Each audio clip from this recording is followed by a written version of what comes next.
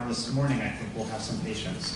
Cái phần tiếp theo chúng ta nói về cái tiếp cận theo cái trình tự, cái tiết đoạn trình tự. So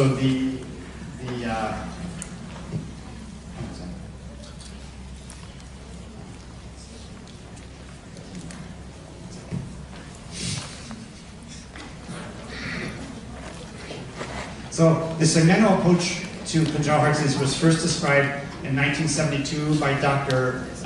Richard and Stella Van Praag, whom I had the pleasure of meeting in Boston years ago. Chúng ta biết ở đây là hình ảnh của một cặp vợ chồng về giải phẫu học, về phẫu thể học rất là nổi tiếng trong tim mạch nhi, và tôi đã có cơ hội được gặp ông ở Boston vào năm 1972. Đây là một cái cuốn sách rất là quan trọng trong tim mạch nhi.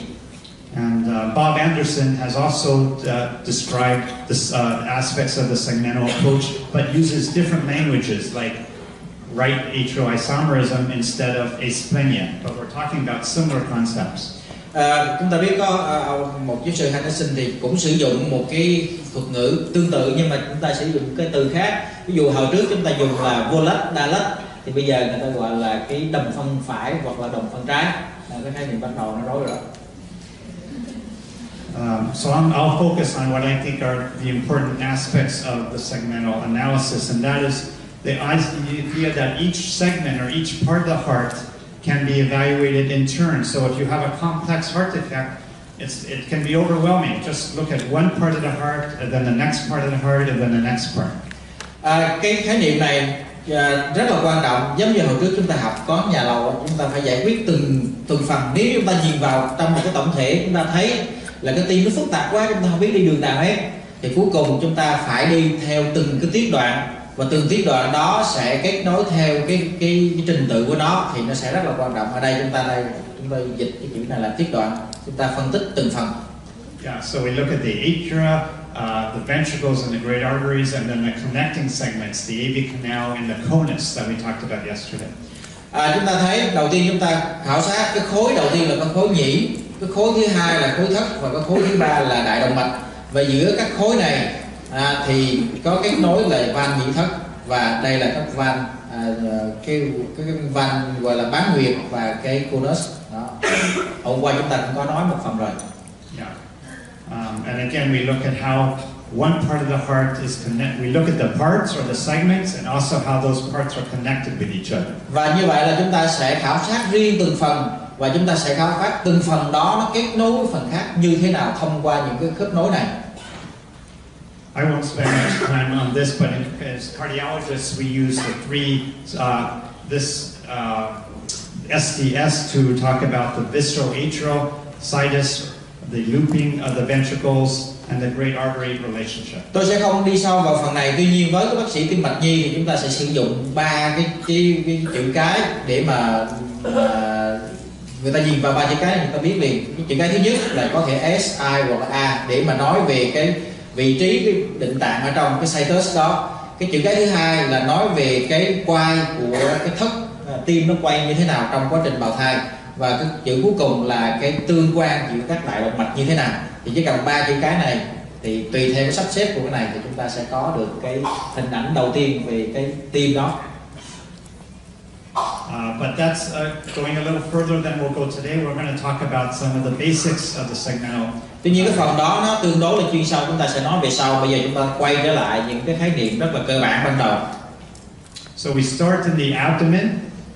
As I mentioned, figuring out which is fetal left and fetal right is very important, and then to make sure the stomach and descending are on the left and the IVC is on the right. This is a way to assess the visceral atrial situs. The viscera and the atria usually go together, so the situs or the positioning is we start by looking at that in the abdomen.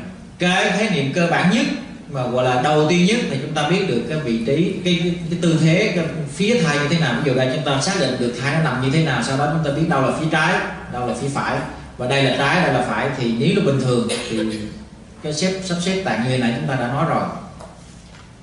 We also, as Dr. Nguyen mentioned, we talk about cardiac position. Is the heart on the left? Is it in the right? I just use these terms: levocardia, dextrocardia, or mesocardia. Is the heart in the middle? Chúng ta thấy đây là từ cái hình của một cuốn sách tim mạch nhi nổi tiếng của bác sĩ Wayman Lai. Thì nếu cái tim nó qua bên trái thì chúng ta gọi là levocardia, còn bên phải thì dextrocardia, còn ở giữa gọi là mesocardia. And here's where I showed you this picture before, and now we'll talk a little bit more about the anatomy of the right ventricle. Cái hình này chúng ta thấy rồi, bây giờ chúng ta sẽ tập trung chủ yếu vào cái giải phẫu của thất phải.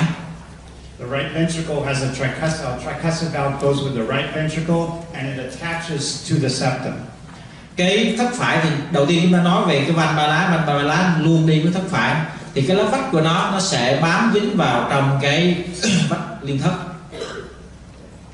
And then there's often a moderator band, even though we forgot to put it in the diagram. Thứ hai nữa là một cấu trúc cực kỳ quan trọng mà chỉ có ở thất phải, đó là cái dải điều hòa hay là moderator band. Thì ở đây chúng ta không thấy, nhưng mà thực sự nó có, quay vẽ rồi. And the right ventricle is more thicker, more trabeculated than the left.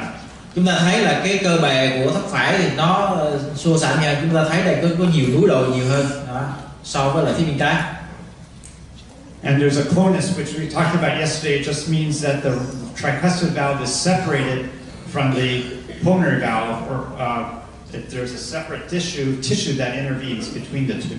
Ngày hôm qua thì bác sĩ Loan có hỏi về cái conus là cái gì. Thì cái khái niệm nó tương đối phức tạp, nhưng mà nói một cách đơn giản là conus là một cái cấu trúc mô, nó nằm xen giữa van ba lá với lại cái van động mạch phổi, và nó làm cho hai cái cấu trúc đó nó không liền kề nhau, nó cách xa nhau. Nó khác hoàn toàn với lại cái van hai lá và van động mạch chủ. Hai lá và động mạch chủ thì gần nhau, nhưng mà ba lá với động mạch phổi thì nó cách nhau bởi vì nó có cái conus này. And the left ventricle, in contrast, has a mitral valve, which does not attach to the septum. It angles away from the septum. Chúng ta thấy cái ngược lại trên cái giải phẫu của thất trái, chúng ta thấy có van hai lá, và cái lá trước của van hai lá ở đây thì không bao giờ nó bám vào cái vách liên thất mà nó bám hướng qua. Thì trong cái bài giảng của giáo sư từ nãy giờ giáo sư khẳng định rất là nhiều lần rồi. And there's two papillary muscles instead of multiple papillary muscles. Và chúng ta thấy so với lại phía bên phải thì nó rất nhiều cái cơ nhú. Ở bên trái nó chỉ có 1-2 cơ nhú. And the left ventricle is smooth walled compared to the right. Và bên trái thì cái mặt trong của nó trơn láng hơn rất là nhiều. And as I mentioned, the right ventricle, the tricuspid valve and the pulmonary valve are separated. On the left side, the mitral valve and aortic valve touch each other. We call that mitral aortic continuity. Và như nãy chúng nói rồi, cái van ba lá với van động mạch phổi thì nó xa cách nhau. Còn cái van động mạch chủ phía bên trái là van động chủ với van hai lá thì có vẻ nó thương nhau, cho nên nó đứng gần nhau hơn, nó liên tục với nhau. And they touch each other because there's no conus beneath. There's no conus beneath the aortic valve, and if there is conus, then it suggests it's a right ventricle. That's how we diagnose sometimes double outlet right ventricle. Nếu như chúng ta thấy là cái van hai lá với lại van động mạch chủ nó liên tục với nhau và nó không có conus, mà nếu như tự nhiên nó có một cái conus nó chen vào giữa đó, thì khả năng đó là cái thất phải hay đường thoát mà ngày hôm qua chúng ta đã có thời gian nói về cái thất phải đường thoát.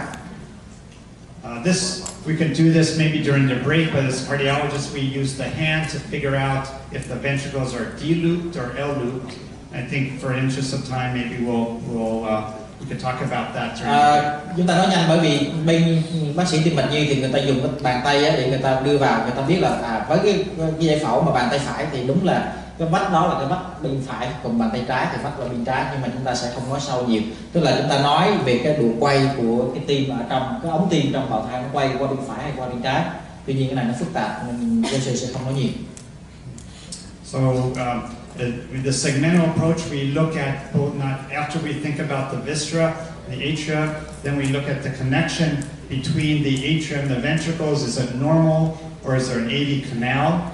Or are there other abnormalities in the connection between the atria and the ventricles? Chúng ta nhắc lại là chúng ta đã nói qua cái phần định trạng, chúng ta đã nói về cái khối của nhĩ, thì sau đó chúng ta sẽ nói là cái khớp nối giữa nhĩ và thất, thì chính là cái van nhĩ thất. Ở đây chúng ta đã cái van nhĩ thất đó bình thường hay là bất thường. And also we can look at mainly when we talk about ventricular arterial connections. We're thinking about, is there a conus, is there a continuity between the mitral valve or tricuspid valve and the great artery or not? Thì cái bình thường thì chúng ta sẽ nói là có cái conus hay không. Ví dụ như bình thường thì cái conus nó chỉ nằm ở dưới động mạch phổi. Nếu như bất thường thì nó có thể nằm ở dưới chỗ khác, ở dưới động mạch chủ hoặc là hai bên, hoặc là nó hoàn toàn không có conus. Đây là ba cái bất thường. The normal is subpulmonary conus beneath the pulmonary valve, but not under the aortic. That's normal. Cái bình thường, giáo sư nhắc lại đây là cái phần mà màu hồng đây, vùng đây á, là cái conus đó. Cái conus nó nằm ở dưới động mạch phổi là bình thường, mà nó không có ở dưới động mạch chủ. Và đây là trường hợp bình thường. And then of course the alignment. So again we're thinking, and this is how when I'm scanning, if the baby's in a good position, I try to go in order. The baby's not in a good position, I still look at one part of the heart and not think about the other parts. So now we can be thinking about the connections between the ventricles and the arteries. Is it normal? Is there double out at right ventricle? Is there transposition? And so on. Cái phần tiếp theo chúng ta nói đó là cái sự sắp xếp giữa cái tương quan giữa thất và đại động mạch nó có bình thường hay không. Bởi vì vậy cho nên đôi khi trong quá trình siêu âm tôi thấy nếu chúng ta đang khảo sát một cái cấu trúc này mà chúng ta không khảo sát được thì chúng ta chuyển qua khảo sát cái cấu trúc khác. Chúng ta khảo sát từng khối độc lập nhau, sau đó chúng ta liên kết nó lại. So how do we do the segmental? Those are the basic ideas, but how do we actually do it in practice? We start with getting the basic views. Chúng ta đừng có nhìn vào cái hình này mà chúng ta hoảng hồn, bởi vì cái tiếp cận theo phân đoạn nó rất là phức tạp, nhưng mà ở đây đưa ra để các chị có một khái niệm chung thôi. Thì làm sao chúng ta có được cái tiếp cận theo phân đoạn đó? Thì đầu tiên chúng ta phải có được những cái mặt cắt cơ bản nhất. And then we use sweeps to show how one part of the heart is related to the next. Now you see why sweeps are so important. Và để mà chúng ta biết được những cái cấu trúc này nó nối với cấu trúc kia như thế nào, tức là cái khớp nối như thế nào, thì chúng ta sẽ sử dụng cái quét như thế này. Bởi vì cái quét đó nó sẽ cho chúng ta đi từ cái cấu trúc này, cái khối này tới khối kia, và thông qua đó chúng ta biết được nó nối với nhau có bình thường hay không. So it's important to, even though we use views and sweeps, it's important when we're scanning to think in terms of the structures and like the mitral valve, the aortic valve, and how they're related to each other. Think more about the structures and the anatomy than the views themselves. Và khi chúng ta có được cái cấu trúc cái mặt cắt bình thường, có được sweep, nhưng mà chúng ta phải tập trung vào cái bản thân cái giải phẫu của từng cấu trúc mà chúng ta khảo sát đó, và cái tương quan của từng cái cấu trúc đó như thế nào. So a few more minutes if that's okay. It's okay. So the basic views we talked about, these are from the American Institute of Ultrasound and Medicine guidelines. This is normal. Đây là cái guideline của AAUM, chúng ta thấy đây là bình thường. Now you can see the 4-chamber view. Sau đó chúng ta đưa lên cái 4 buồng tim, mà cắt 4 buồng. The left ventricular outflow tract. Cái đường thoát thất trái. The right ventricular outflow tract. Cái đường thoát thất phải. The 3-vessel view. 3 mạch máu, mà cắt 3 mạch máu. The aortic arch. This is a nice sagittal view. Và cái mặt cắt dọc giữa để chúng ta phát hiện được cái cung của động mạch chủ.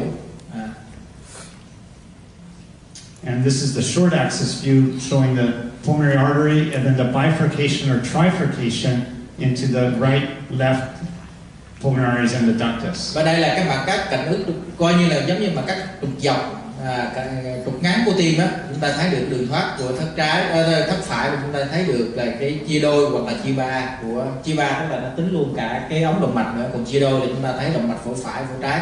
Còn chia ba là động mạch phổi phải, phổi trái và cái ống động mạch. Yeah, so this is important. It came up yesterday that the first branch is always the right, and then the left, and then the ductus. And you can see how the left and the ductus often can be superimposed. You may not be able to see the left pulmonary artery unless you get a good image. Nếu như chúng ta không có được cái chất lượng hình ảnh tốt thì đôi khi những hình ảnh này, cấu trúc này nó chồng lên nhau, bởi vì chúng ta thấy đây là động mạch phổi phải, động mạch phổi trái, và cái ống động mạch nó nằm đây, ba cái cấu trúc nó nằm gần liền kề nhau trên cái mặt cắt này. Do đó nếu chúng ta không có được cái cấu trúc, cái hình ảnh tốt, thì chúng ta có thể nhầm cái cấu trúc này qua cấu trúc kia. But this is a very nice view and I like to get it. It's just sometimes difficult if the baby is in a bad position. Tuy nhiên cái mặt cắt này thì rất là tốt, do tôi thì rất thích, nhưng mà không phải lúc nào chúng ta thể có được cái hình ảnh này nếu như cái tư thế của đứa trẻ nó không thuận lợi.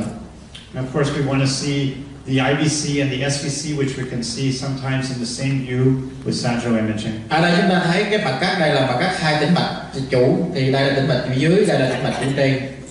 Bản thân tôi gọi đây là giống như bạch tuộc đây. And then these are just the short axis views at the level of the valves on the top right, and short axis at the level of the ventricles at the bottom. Ở đây chúng ta trên cao thì chúng ta thấy là mặt cắt trục ngắn mà đi ngang qua các van động mạch chủ và động mạch phổi đây, thì hình ảnh như thế này. Và dưới này là chúng ta thấy là cũng trục ngắn nhưng mà nó xịt về phía mõm tim, tức là ở giữa chúng ta thấy cái trụ cơ, và hình ảnh vẽ là qua như thế bên này. Và đây là hình ảnh siêu âm thực. And you can see the tricuspid valve is attaching to the septum. The mitral valve is not.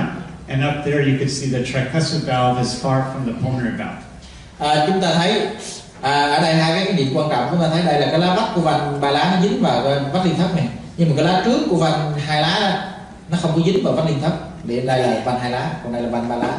Một cái nữa ở đây chúng ta thấy trên trục ngắn này, chúng ta thấy cái van đây là van động mạch, van ba lá và van động mạch phổi, nó có một khoảng cách rất là xa nhau, bởi vì nó có như này chúng ta nói nó có conus đó. And again, I've mentioned the importance of sweeps. Và một lần nữa chúng tôi lại nhấn mạnh cái vai trò của việc quét, showing the stomach is on the same side as the heart. Dạ dày, tim cùng ở một bên. And how the four chamber view sweep to the outflow tracts. 4 buồng đến cái đường thoát phải, trái, phải. And then these are the aortic and ductal arches. You can see the sweep allows you to see that it's, let's look over here on the left. It goes from the ductal arch, the trifurcation, then the arch, and then the trachea. Arch, and there's the trachea. Chúng ta thấy đây là cái mặt quét ở giữa này, chúng ta thấy đây là cái ba mạch máu, đây là ống động mạch này, cung ống động mạch, đây cung động mạch chủ. Đó, chúng ta thấy được cái ba.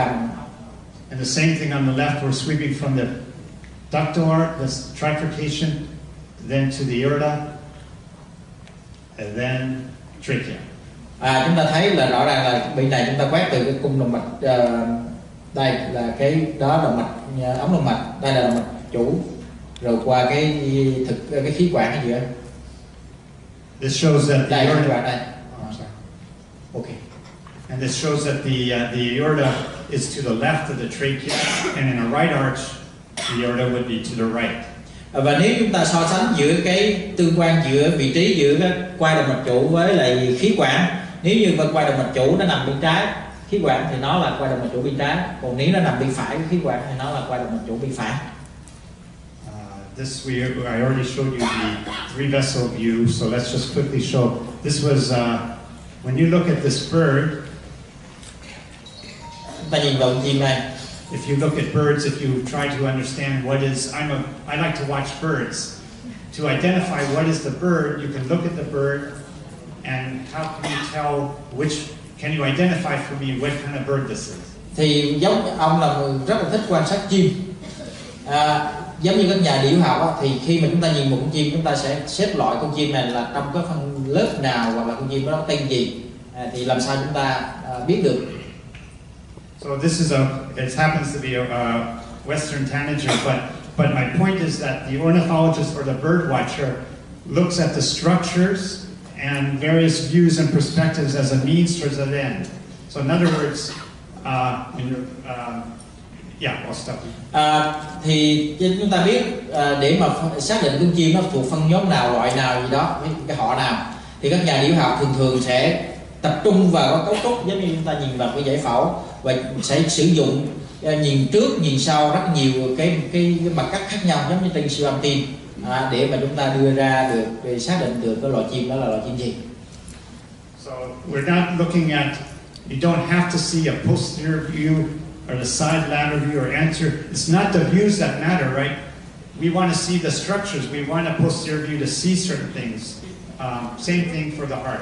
Cái vấn đề không phải là chúng ta nhìn cái mặt cắt là sau trước hay như thế nào, nhưng mà khi chúng ta sử dụng mặt trước thì chúng ta sẽ khảo sát cái cấu trúc gì, dùng mặt cái mặt sau thì chúng ta sẽ khảo trúc gì, ví dụ như ở bên sau chúng ta khảo sát đuôi hay là cánh như thế nào đó, thì cái cấu trúc mới là cái quan trọng chứ không phải là cái mặt cắt là cái quan trọng. So in other words, the views, as I mentioned before, and this I think is quite important, the views in the sweeps facilitate or they help, but they don't replace the segmental evaluation of the structures and functions. So it's not good enough just to get the views, you need to get the views so that you can see the structures. Vì từ trước đến giờ chúng ta nói rất là nhiều vào cái mặt cắt, các view khác nhau, nhưng mà thực sự các view đó chỉ là phương tiện chứ nó không thay thế cho được cái cấu trúc, và sử dụng cái phương tiện đó để chúng ta đưa đến cái cứu cánh cuối cùng, cái mục đích cuối cùng, cái cứu cánh cuối cùng đó là cái cấu trúc và cái chức năng của cái buồng tim đó. Cái cấu trúc đó là gì? So we do not want to think about fetal echo as just a list, check, check, check, check, check. It needs to be good image quality looking at these structures. Khi mà chúng ta làm siêu âm tim bào thai, không phải là chúng ta đưa ra một cái checklist rồi chúng ta tích vào đó, chúng ta làm cái gì nó tích vào đó là xong, mà chúng ta phải nghĩ đến những cái cấu trúc của nó và những mối tương quan của nó. So finishing up, the segmental approach to fetal echo evaluates the fetal heart piece by piece, or segment as a series of independent segments and connections. Như vậy là cái tiếp cận mà theo phân đoạn có trình tự của trong siêu âm tim bào thai thì nó đánh giá cái tim thai, đánh giá từng cái cấu trúc riêng độc lập, và sau đó chúng ta kết nối đó vào trong cái từng cái tiết đoạn và coi thử từng cái khối đó nó nối với nhau như thế nào, cái tương quan của nó như thế nào. And finally, the planes and sweeps should be tools that we use to develop a complete or comprehensive evaluation of the structure and the function of the heart. Cái mặt cắt cũng như là cái kỹ thuật quét đó là cái phương tiện hoặc là một cái công cụ để mà chúng ta hiểu biết được một cách rất rõ ràng, đánh giá một cách toàn vẹn những cấu trúc cũng như là chức năng của tim thai, chứ không phải là cái mục đích của chúng ta. Mục đích chúng ta là cái cấu trúc và chức năng tim thai, chứ không phải là đạt được cái mặt cắt nào đó. Xin cảm ơn. Xin cảm ơn.